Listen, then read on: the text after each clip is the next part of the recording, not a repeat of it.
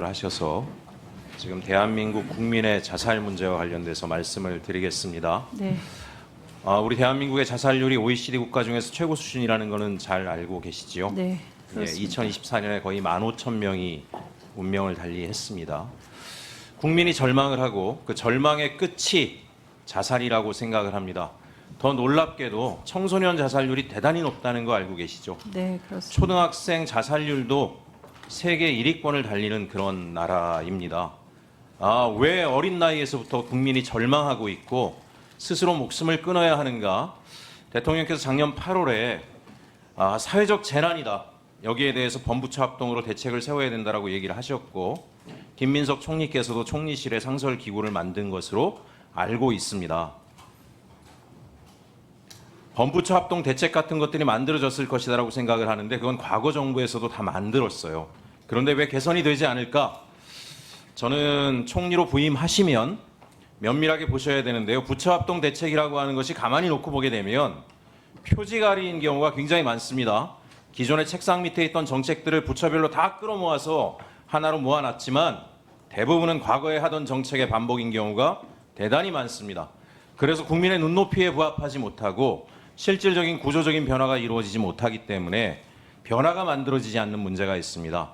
저는 총리로 부임하시면 이 문제에 대해서 정말 국민이 느낄 수 있는 특단의 조치들을 통해서 많은 변화들을 통해서 국민들이 더 이상 절망으로 스스로 목숨을 끊는 일이 우리가 전시 상태에도 전쟁 중에 아동이 사망하는 일이 발생하면 전 세계 뉴스에 나오지 않습니까?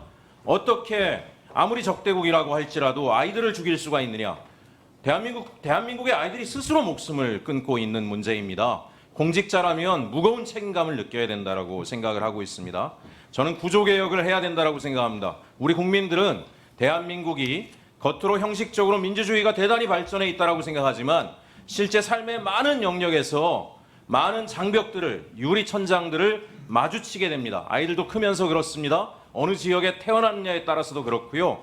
또 특정 카르텔이 권한을 독점하고 있기 때문에 그 카르텔에 들어가지 못하면 실질적으로 아무리 땀을 흘리고 노력해도 내 삶이 개선되지 않는 경험들을 합니다. 생뚱맞을 수 있지만 어제 대한민국 축구에 대한 이야기도 좀 하겠습니다. 우리가 이 인천하느라고 축구 안 본 게 우리 수명을 몇 년 늘렸을지도 모르겠습니다. 우리 국민들이. 제 언론에 보니까 매년 나왔던 얘기입니다. 축구협회 카르텔. 특정 대학 카르텔이 대한민국 축구를 다 망치고 있다. 특정 기업 카르텔이 다 망치고 있다. 이 얘기가 뭐겠습니까? 축구 선수로 자신의 꿈을 키워보고 싶은 청년들이 얼마나 대한민국에 많겠습니까? 청소년들도. 하지만 특정 대학에 들어가지 못하면 내가 아무리 노력을 해도 국가대표가 되지 못하고 국가대표가 설사 된다라고 할지라도 벤치를 지켜야 된다라고 하는 것이 고착화되어 있고 이런 얘기 나온 지가 수십 년이 됐습니다. 이런 카르텔이 대한민국 곳곳에 있습니다. 그걸 아이들도 느낍니다. 내가 어느 부모한테 태어났기 때문에 내가 아무리 노력해도 내 삶이 변화가 없을 것이다라는 것을 느끼고 있습니다. 대한민국에 아까 은둔형 청년 얘기를 하셨죠. 나중에 지표를 보시면 재밌습니다.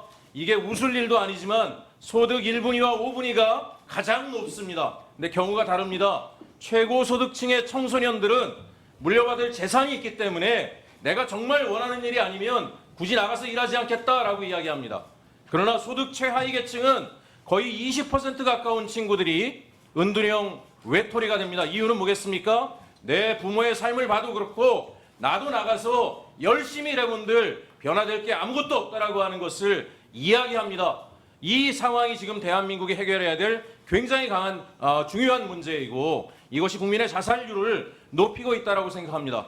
총리님, 총리 후보님, 지역의 소상공인들 만나보십시오. 어떤지 아십니까? 부부가 같이 일을 하다가 소득이 줄어드니까 한 사람이 뭘 합니까? 처음엔 직원이 있다가 직원을 자릅니다. 그 다음에 부부가 일을 합니다. 그러다 부부 중에 한 사람이 밤에 나가서 대리운전을 합니다. 그렇게 투잡을 뛰어도 아이들을 키울 만한 충분한 벌이를 하지 못합니다. 그러다 보면 뭘 선택을 합니까? 가족 동반 자살을 선택하는 겁니다. 아이들이 자기 소유가 아니니까 아이들을 데리고 죽음을 선택하는 건 분명히 범죄이기 때문에 근절시켜야 하지만 그것만 범죄로 봐서는 문제가 해결되지 않는다라고 생각합니다. 왜 국민이 사지에 내몰리는 것을, 태어난 환경이 일생을 좌지우지하는 것을, 나라 돈이 들어가는 거 아닙니까? 저는 축구협회 이번에 분명히 여기 정부 재원이 들어가고 있다고 생각합니다. 철저하게 개혁을 해서 왜 국민의 세금이 들어가는 곳에 이런 카르텔이 존재해서 국민의 마음을 멍들게 하는가? 분명한 구조개혁이 필요한 시점이라고 생각합니다. 얼마 전에 국민체육기금 관련된 내용들을 제가 들여다봤습니다. 1조 7천억이 배분되는데 그중에 5천억을 제외한 1조 2천억이 평가도 없이 매년 반복적으로 특정 기관에 100억, 200억씩 나가고 있었습니다.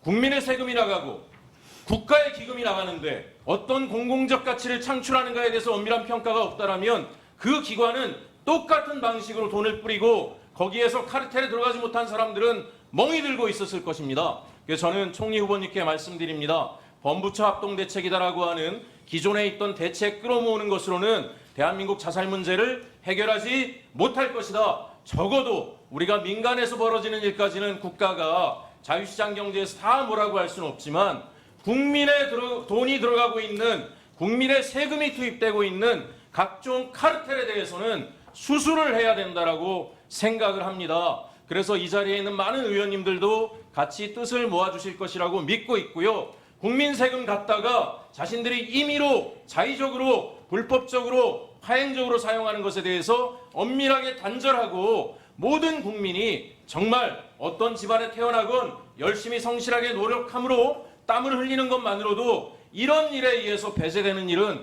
적어도 한국 사회에서는 벌어지지 않는다라는 것에 본보기를 반드시 세워주실 것을 요청드립니다. 후보님 한 말씀 부탁드립니다. 네, 제가 우선 자살 관련된 부분 먼저 말씀드리겠습니다. 이번 정부 들어서 대통령께서 사실 목숨을 살리는 정부라는 것을 굉장히 강조하고 계시고 어느 환경에서든 사람의 목숨을 어떻게 우리가 구할 것인가에 제일 집중하자 말씀하고 계십니다. 저는 이 부분을 굉장히 중요하게 생각하고요. 지금까지 1000명 프로젝트라는 걸 진행하면서 지금 올해 4월 데이터를 보니까 지금 자살 숫자가 줄고 있습니다. 다만 의원님 지적하신 것처럼 청소년과 청년들에서는 이 부분이 아직 감소 수치들이 보이지 않아서요. 이거는 전반적으로 우리가 정말 집중해서 봐야 한다 생각합니다. 이 축구협회 관련된 부분은 뭐 제가 굳이 말씀드리지 않아도 온 국민이 굉장히 분노하며 말씀하시고 계시기 때문에 잘 해결될 거라 생각합니다. 이번에 탈탈 풀어내 주시기 바랍니다.